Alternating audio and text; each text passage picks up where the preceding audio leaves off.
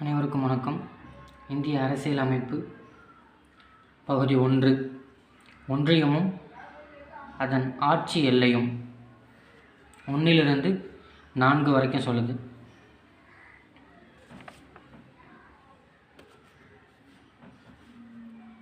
விதி 1.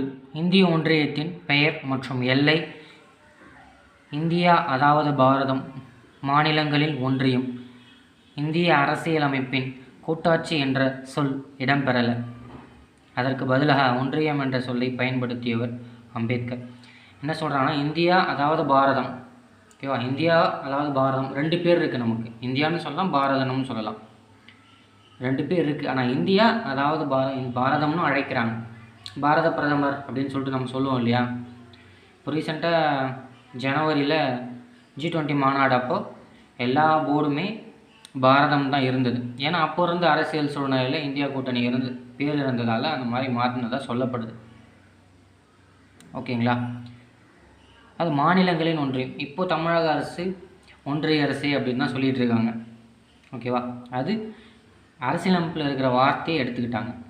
ஆனால் உண்மையாலுமே நம்ம கூட்டாட்சி தத்துவத்தின்படி கனடாலேருந்து நம்ம கூட்டாட்சி தத்துவத்தை எடுத்தோம். மத்திய அரசு வலிமையான மத்திய அரசுடன் கூடிய கூட்டாட்சி தான் நம்மளுடைய கூட்டாட்சிங்கிறது. சரிங்களா? ஒன்றியம் என்ற சொல் இந்திய அரசியலமைப்பில் கூட்டாட்சி என்ற சொல் இடம்பெறவே இல்லை. கூட்டாட்சி என்ற சொல் இடம்பெறவே கிடையாது அப்படின்னு தான் சொல்கிறாங்க. ஒன்றியம் அப்படின்ற சொல்ல பயன்படுத்தியவர் யாருன்னு கேட்கலாம், அம்பேத்கர். விதி 1 என்ன சொல்லுதுன்னு கேட்டால், இந்திய அரசியலமைப்பு அதாவது பாரதம், மாநிலங்களில் ஒன்றியம், அவ்வளோதான். அதை தான் சொல்லுது. கூட்டாட்சின்றது இடம் பெறலைன்னு சொல்லுது, அவ்வளோதான். விதி 2.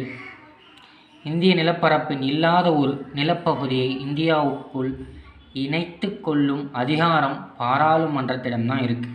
ஓகேவா? இந்தியாவில் இப்போ இல்லாத ஒரு நிலப்பகுதியை இந்தியாவுக்குள்ளே நம்ம இணைச்சிக்கிறோம்னா அதுக்கு பாராளுமன்ற அனுமதி கொடுத்தா மட்டும்தான் இணைச்சிக்க முடியும். புதுவையை சொல்லலாம். 1962 பிரெஞ்சு அரசுகிட்ட வந்து விடுதலை பெற்றது. 14வது இல்லை 14வது திருத்தச் சட்டம் 1962 இந்திய ஒன்றியத்தில் புதுச்சேரி இணைக்கப்பட்டது. கோவா, டையூ, டாமன் இதெல்லாமே 12வது சட்டத்திட்டம் 1962 மூலமாக நம்ம இணைச்சிட்டு தான்.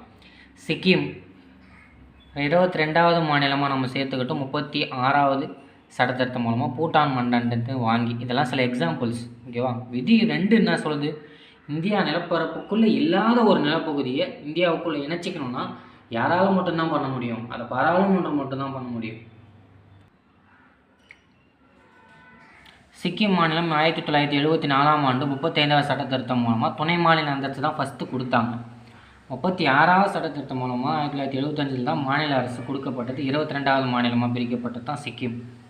ஃபஸ்ட்டு துணை மாநில அந்தஸ்து கொடுத்து அதுக்கப்புறம் தான் மாநில அரசு அந்தஸ்து கொடுத்துருக்காங்க. விதி 3.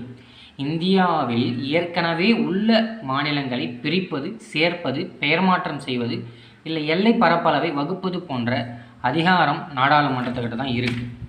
ஜூன் 2 ஆந்திராவிலேருந்து இப்போ தெலுங்கானாவை பிரித்தோம். எக்ஸாம்பிளாக சொல்லணும்னா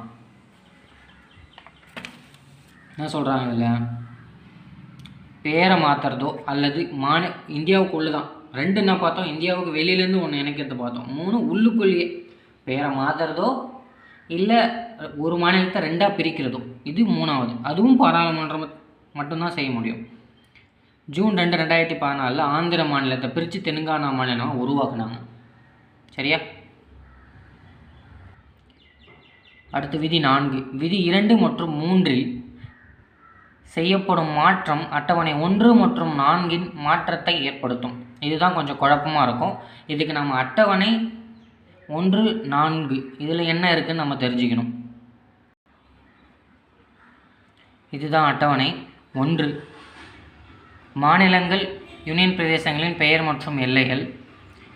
4 பாருங்கள், மாநிலங்களவை இடங்கள், மாநிலங்கள் மற்றும் யூனியன் பிரதேசங்களுக்கு பிரித்து கொடுக்குறது.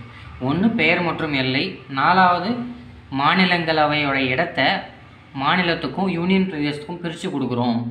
ஓகே, மாநிலங்களவை படிச்சிருப்பீங்க. இப்போ நான் பாராளுமன்றத்தில் படிச்சிருக்கோம். 245 சீட்ஸ்.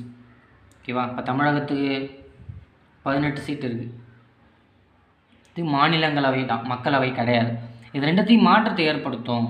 ஒரு மாநிலத்துக்கு இப்போ 18 நமக்கு இருக்குன்னா நம்மளை பிரித்தா மாறும் இல்லையா, அந்த கால்குலேஷன் 4 மாற்றங்கள் ஏற்படும். மாநிலத்து பெயர் மற்றும் எல்லைகளையும் ஒரு மாற்றம் ஏற்படுதில்ல, அதை தான் சொல்கிறாங்க. விதி 4 என்ன சொல்லுது, விதி 1லையும் 4வது அட்டவணையிலையும் மாற்றத்தை ஏற்படுத்தும் அப்படின்னு சொல்லுது. 2 மற்றும் 3 ஏற்படுற செய்யமான மாற்றங்கள் அட்டவணை 1 மற்றும் 4 மாற்றத்தை ஏற்படுத்துகிறது. ஓகேவா, இதுதான் 4 விதி. அடுத்த கிளாஸ் பார்க்கலாம்.